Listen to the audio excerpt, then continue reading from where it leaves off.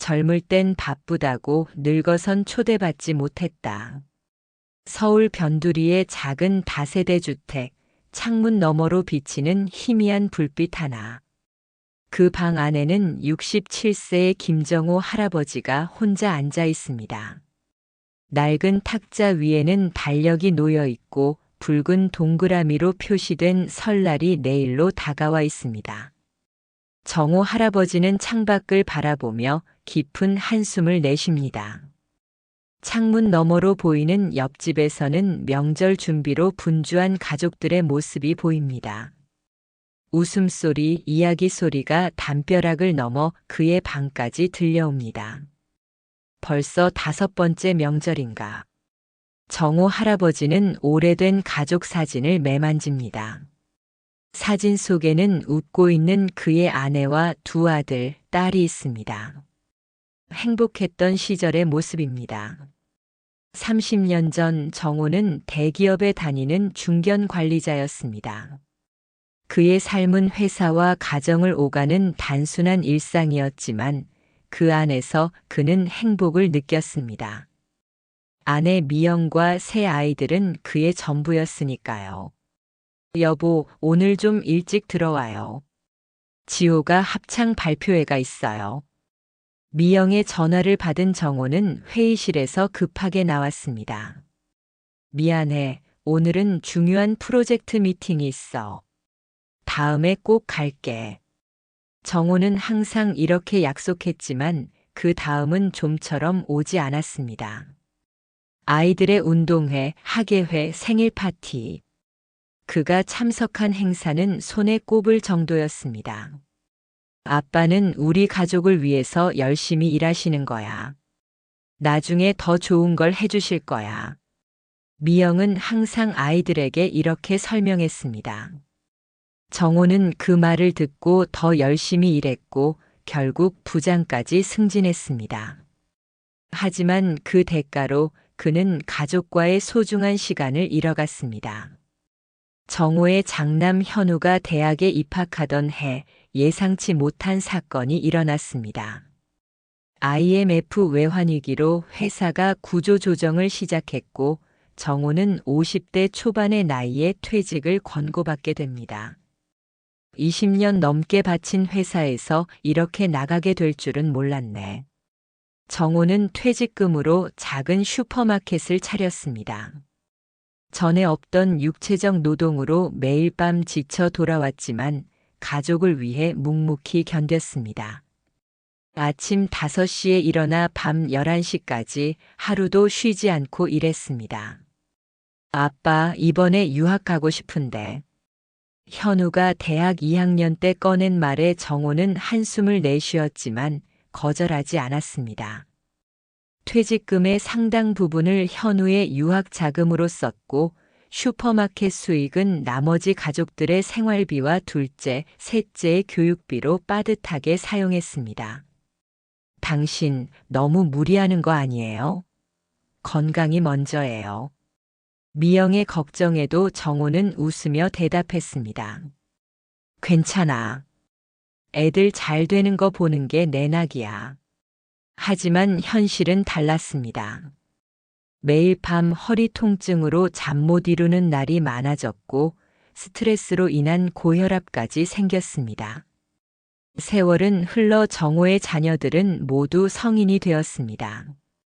현우는 미국에서 IT 회사에 취직해 그곳에서 가정을 꾸렸고 둘째 아들 민우는 서울의 대형 병원 의사로 막내딸 지호는 대기업 회계사로 각자의 자리를 잡았습니다. 정호와 미영은 자녀들의 성공을 바라보며 비로소 안도했습니다. 슈퍼마켓은 임대료 상승과 대형마트의 등장으로 문을 닫게 되었지만 그들에겐 작은 연금과 저축이 있었습니다. 여보, 이제 우리도 좀 여행도 다니고 쉬면서 살아요. 미영의 제안에 정호도 동의했습니다. 하지만 그때 미영에게 예상치 못한 병이 찾아왔습니다. 유방암 말기 판정. 모든 계획은 물거품이 되었고 정호는 다시 한번 모든 것을 미영의 치료에 쏟아부었습니다. 여보, 미안해요. 당신이랑 여행도 많이 못 가고. 병상에 누운 미영의 말에 정호는 눈물을 참으며 손을 꼭 잡았습니다. 무슨 소리야? 우리는 평생 함께 가장 아름다운 여행을 했잖아. 2년간의 투병 끝에 미영은 세상을 떠났고 정호는 홀로 남겨졌습니다. 장례식장에는 세 자녀들과 그들의 가족, 친지들이 모였습니다. 정호는 그때 처음으로 자신의 자녀들이 얼마나 바쁜 삶을 살고 있는지 실감했습니다. 아빠, 너무 힘들면 우리 집에 오세요. 같이 살아요. 민우의 제안에 정호는 고맙다며 웃었지만 거절했습니다. 그는 자신의 공간에서 미영과의 추억을 간직하며 살고 싶었습니다. 미영이 떠난 후 첫 명절, 정호는 설렘과 기대로 아침부터 준비를 했습니다. 아이들이 올 것이라 생각했기 때문입니다.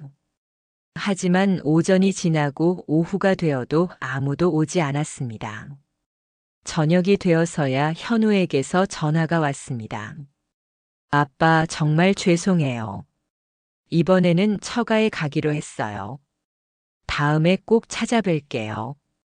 민우와 지호도 비슷한 이유로 오지 못한다는 연락을 했습니다.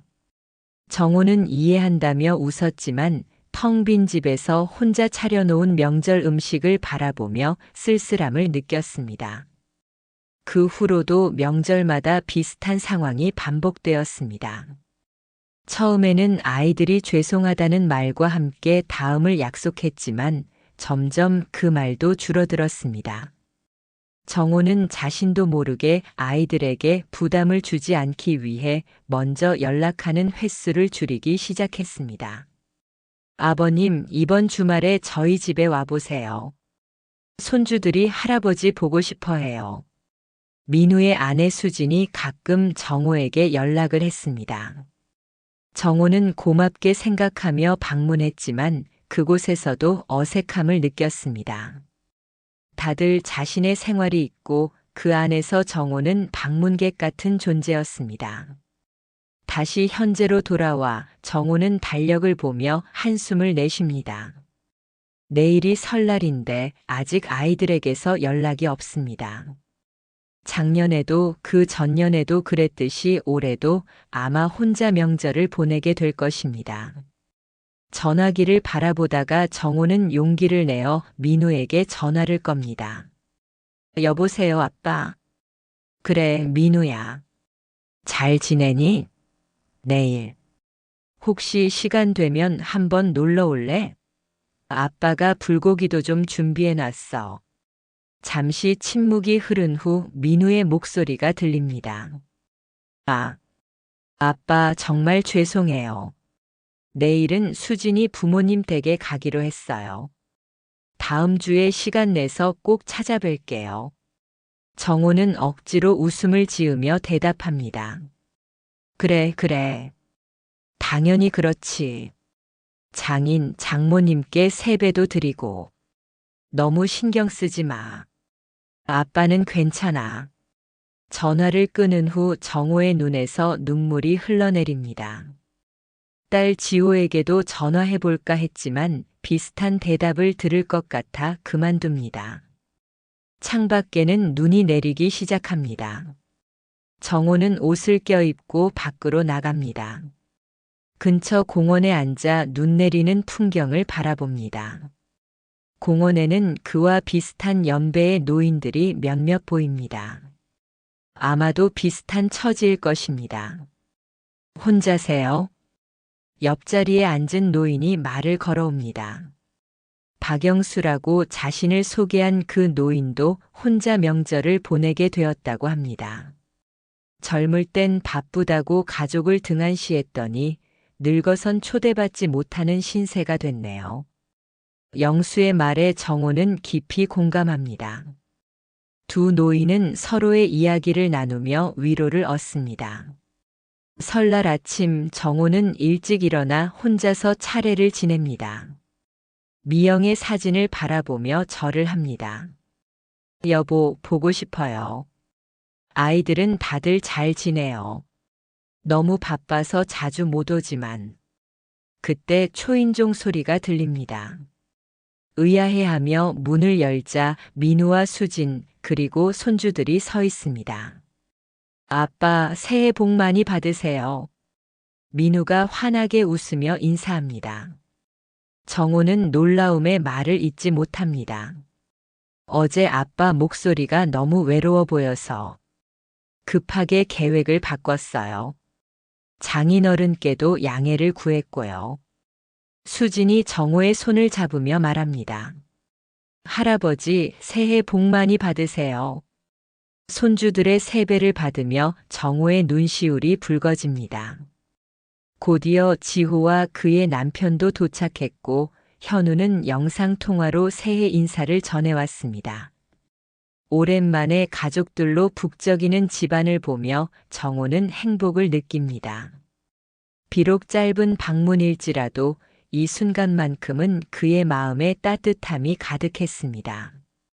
명절이 지나고 다시 일상으로 돌아왔지만 정호의 마음은 훨씬 가벼워졌습니다. 그는 공원에서 만난 영수와 함께 노인복지관을 찾아갔고 그곳에서 새로운 친구들을 만들었습니다. 정호 씨, 우리가 자식들에게 기대만 할 게 아니라 우리도 새로운 삶을 시작해야 해요. 영수의 말에 정호는 고개를 끄덕입니다. 복지관에서 그는 컴퓨터를 배우기 시작했고 영상통화로 해외에 있는 현우와 더 자주 대화하게 되었습니다. 주말마다 복지관에서 만난 노인들과 산책 모임을 갖고 한 달에 한 번은 민훈의 가족과 식사를 하는 약속도 만들었습니다. 1년 후 또 다른 설날이 찾아왔습니다.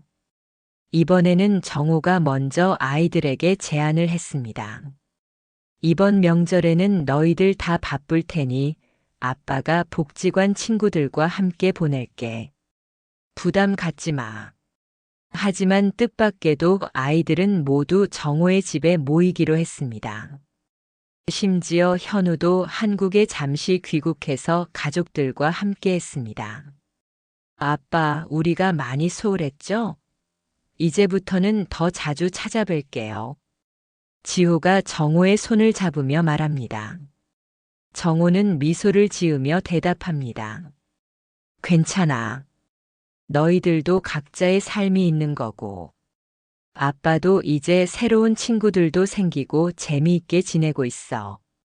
하지만 이렇게 다 같이 모이니 정말 좋구나. 저녁 식사 자리에서 정호는 자신의 젊은 시절 이야기를 들려줍니다. 회사에서 겪은 일, 아이들의 어린 시절 추억, 미영과의 사랑 이야기까지.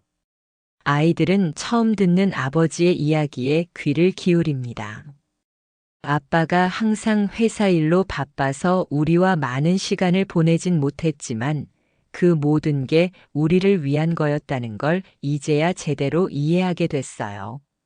민우의 말에 정호는 고개를 저으며 말합니다. 아니야, 아빠도 많이 후회하고 있어.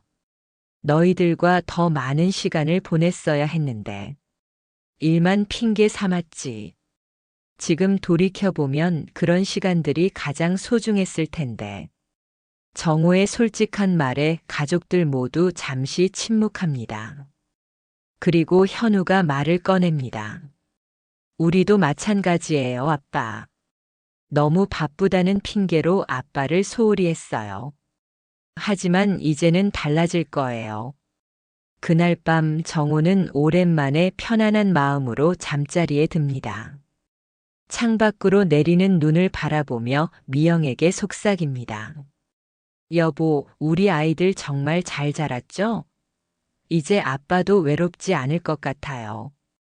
정호의 얼굴에는 오랜만에 평온한 미소가 번집니다. 그는 이제 알게 되었습니다. 진정한 가족의 의미는 함께 보내는 시간의 양이 아니라 서로를 이해하고 배려하는 마음에 있다는 것을.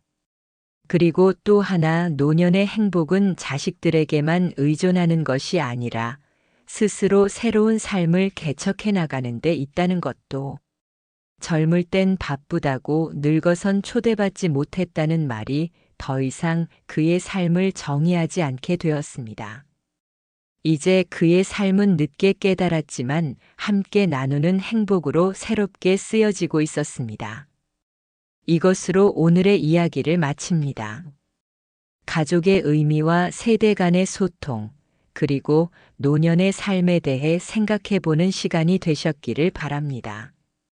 여러분의 부모님 또는 조부모님께 오늘 한번 전화해 보는 건 어떨까요?